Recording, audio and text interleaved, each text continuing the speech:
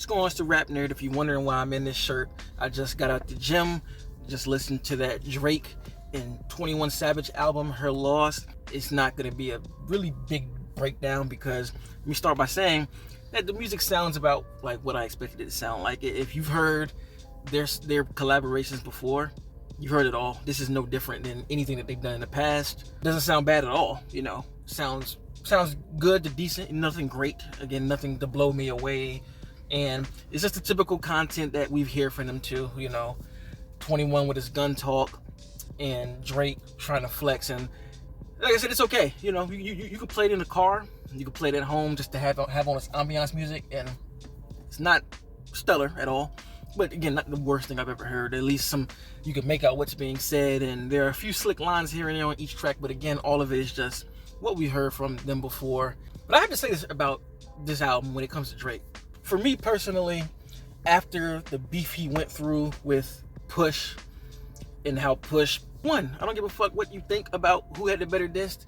The fact that after, you know, Adidon dropped the story of, you know, Adidon, Drake went on a press run and did a press release about it, didn't respond back, went on Twitter explaining the picture and other shit. He lost. Point blank period. If you have to explain yourself because of a diss somebody sent, you fucking lost. Especially you didn't fire back. So he lost. But it's like, after that diss, man, all this tough talk that he does, I mean, before the diss, I kind of was just like, because you got a little validity to your name because you were able to beat Meek Mill, which is a plus on your resume. But I think that went to his head and he was, you know, running around, and at the same time, he felt untouchable. But again, after you got dissed and you lost the battle, and the nigga you lost against said, like, we can go 14 rounds. We could take it however you want to take it. This is just the first layer, and you humbly bowed out. All this popping shit that you doing, for me personally, invalid, man. Like, invalid. I don't want to hear none of that sliding on my ops. I don't want to hear none of that chopping his top, getting his, wiping his nose. I don't want to hear none of that. Just because 21 is here beside you, and he has the credibility that you think you can slide and say all this wild stuff, nigga, Push still got the smoke for you. It doesn't matter if you squash beef with Kanye. He said it. Push said it millions of times. They squashed it. That's them. I left it alone. But knowing Push, if you press that button, he right back and engaging. So all that slick shit that he be saying, and, you know, top 5, and I got smoke for niggas and all that stuff. No, you don't. You don't. You don't have that smoke. You lost. Badly too, to me. I do think Duppy Freestyle was, you know, was good.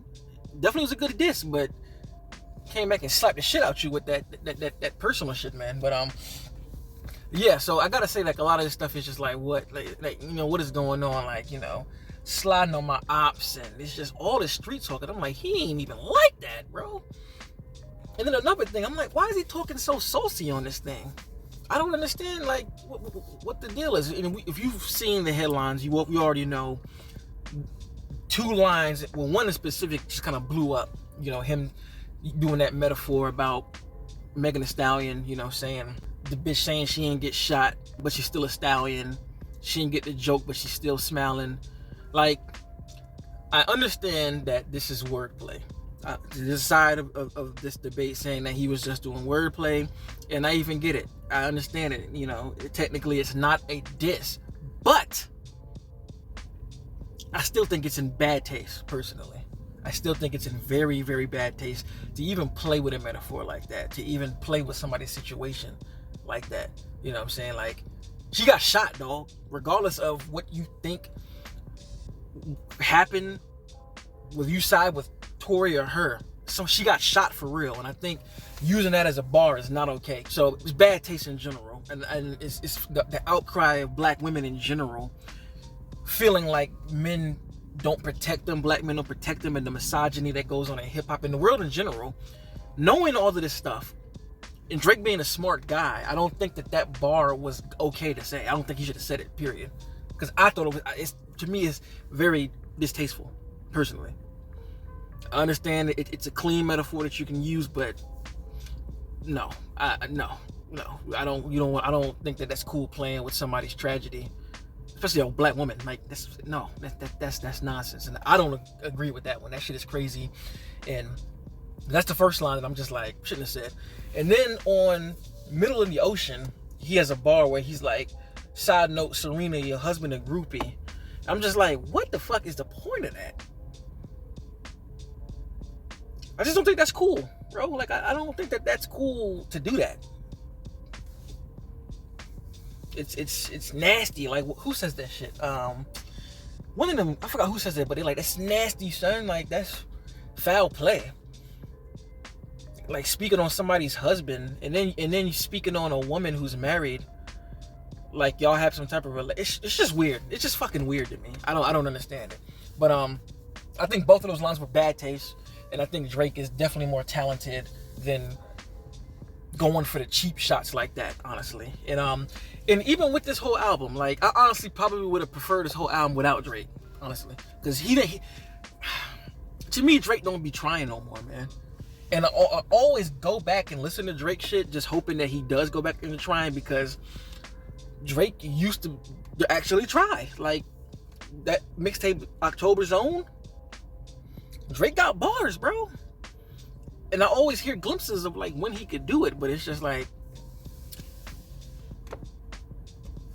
I'm waiting to hear that Drake again. Now I get it. He makes millions just doing this, surface level bars where he just riding on the beat, talking about ops and, smashing women and all this life he living. Like, I get it. That makes money, but I would love to see him try. Honestly, I would love to see him go back and try.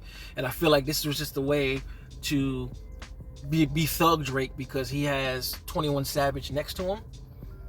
And again, like I said, nothing about them. This is like spectacular to me. It had no inspiration, and it just, and the irony of it, I think that's like, so like whatever with it, it's just like 21 sounds great on this shit. Like like this is like a 21 album just featuring Drake, but I just feel like Drake comes in here and just stirs the pot a little bit on like the how making it sound good, which is crazy because Drake is a better rapper than 21, but 21 just sounds comfortable in all the pockets he hits. This is 21 shit, you know what I mean? I would have just preferred to hear him on this album, because like if you listen to this album and then you listen to the joint album he did with Future, with Woman Jumpman and all that other stuff, if you listen to that album, Drake is fucking going in bars, like from start to finish. You could tell he went in there and was killing that shit. I mean, the first record, he just barring shit up. Here, I don't hear that same effort being put in, man. And that's always been my issue with Drake. I don't hear that shit, man. So anyway, I just wanted to talk about it because I got asked already if I peeped it, and I have. And while all that stuff I said, may sound negative, like I said, it's not a bad album. It's not great either. I think it's good. You can listen to it, have it playing in the background. There are some joints that slap on here, you know what I mean? Like, for real. But overall, it's not going to be memorable in a few months. So that's what I thought about the album. Let me know what you think in the comments. Did you like it? What's your favorite record? If you didn't like it, let me know. Be respectful, of course, as I try to be in all my reviews. So, like my kind of content, like and subscribe. Until next time, peace. RapNerd Productions, no capping, that's word to mommy.